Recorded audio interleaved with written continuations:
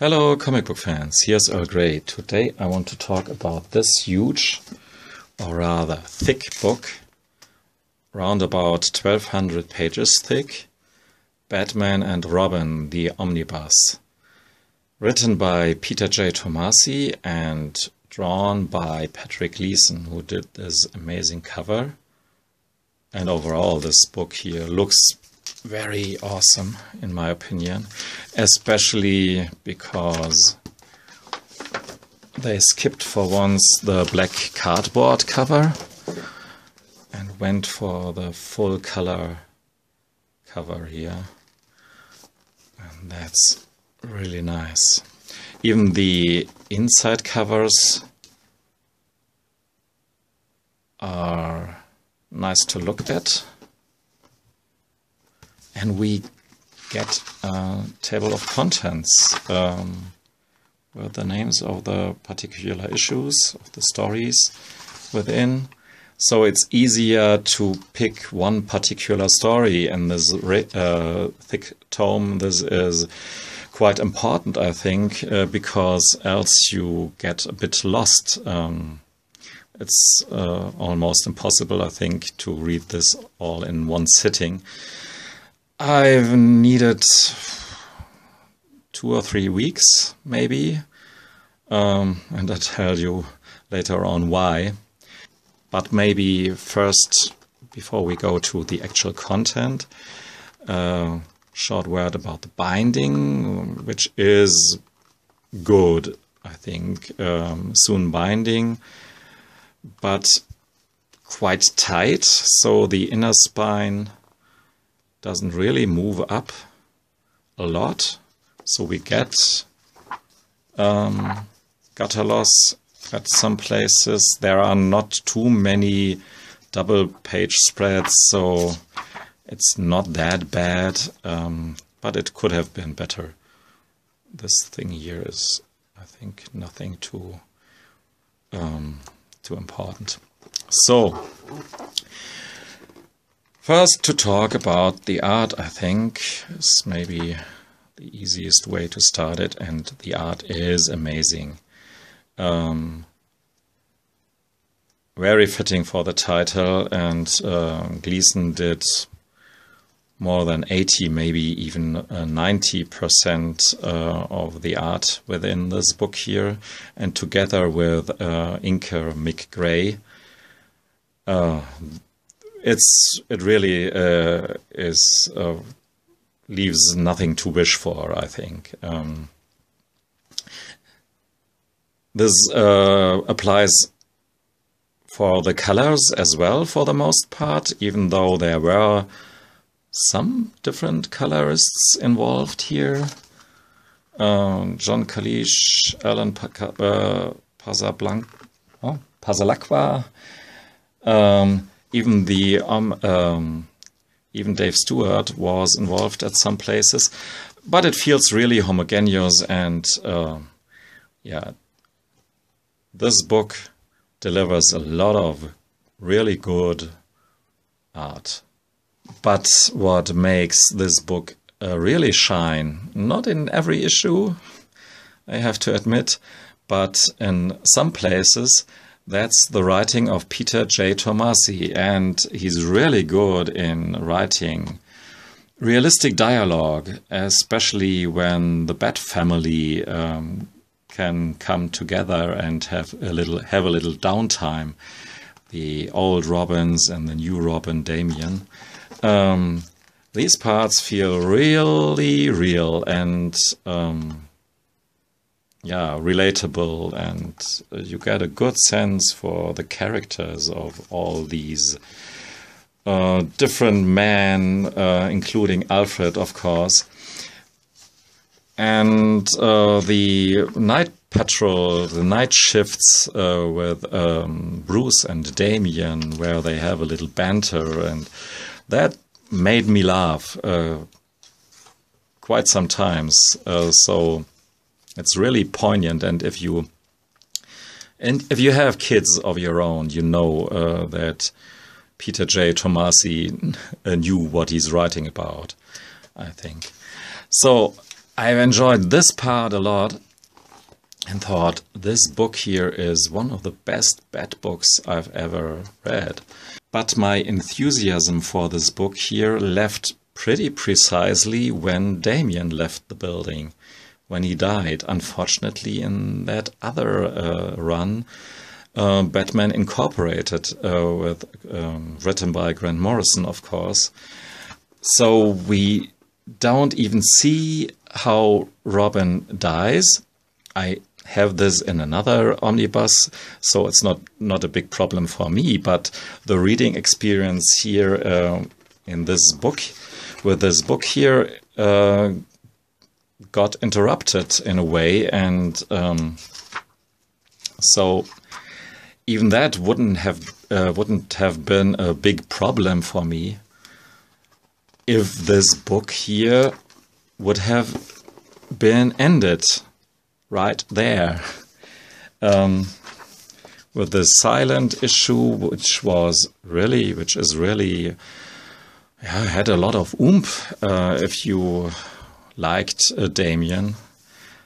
And I know not every one of us Batman fans is too much into Damien, but he has grown on me since as a character. So again, I would have finished the book here and maybe, or for sure, added some key issues from Batman Incorporated or Batman and Detective Comics to make this a more rounded story, and maybe call this stuff here The Life of Robin or Damien, or however, Damien, the book. And all the stuff that later on happened, that's really something else. And I would have left out the Night of the Owl stuff and the death of the family issue, which feels really unnecessary and takes out the main plot that is going on here. So, but they put everything in to get this huge omnibus that they can sell for a lot of bucks, and eventually had to give this book away for half price, like I got it. Yeah. Now I have to talk about the rest that followed here, and I think most of you know what happened. There are some good parts with this lady here, where Tomasi again can play out his strength in writing poignant dialogues, and she is an interesting character, even though the population of red-haired women in this book is almost out of control. We have almost only women with red hair in that, which is a bit goofy, but that's just as an aside. And she leaves the storyline somewhere, maybe then in the main titles, Detective Comics or Batman or whatever, I don't know.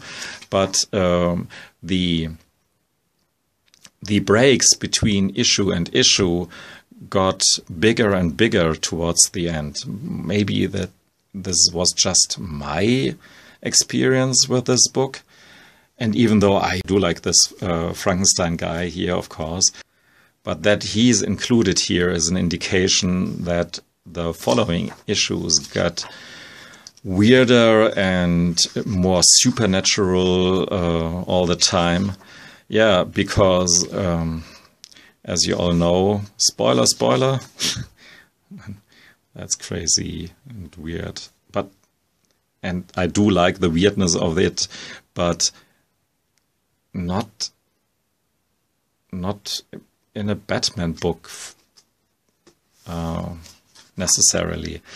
Anyhow, Batman tries to get his son Damien back, and goofs around, eventually, to skip some pages here,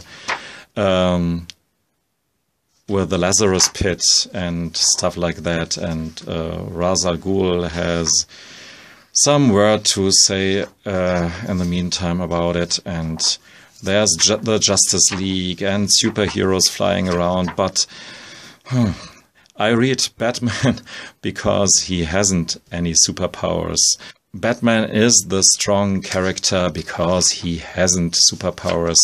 So all this supernatural stuff leaves me a bit cold. There are some issues that are more interesting and some that I really just flipped through like this because I see or I saw what was coming and wasn't interested at all.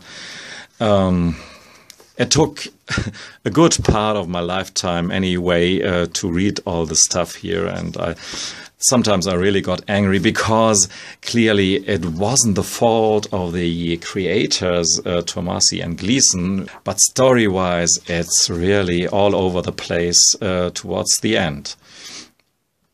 When they eventually resurrected Batman, and there's some kitsch here, and I really rolled my eyes when I came to these parts here, because it was A, so foreseeable, and B, again, so kitschy. Yeah, but afterwards, when we have our Damian back, yeah, there were, again, these good dialogues from Gleason and from Tomasi, sorry.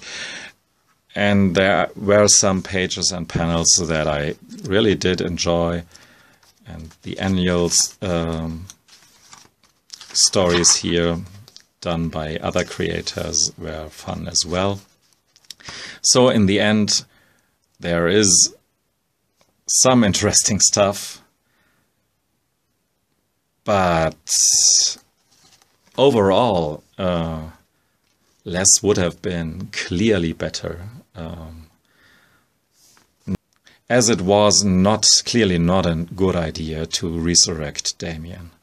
And if they had to do so, yeah, it would have been much, much better just to do this in one issue that would have been embarrassing, this one issue, but not to dilute it down to this lot of storytelling, which treaded so much water.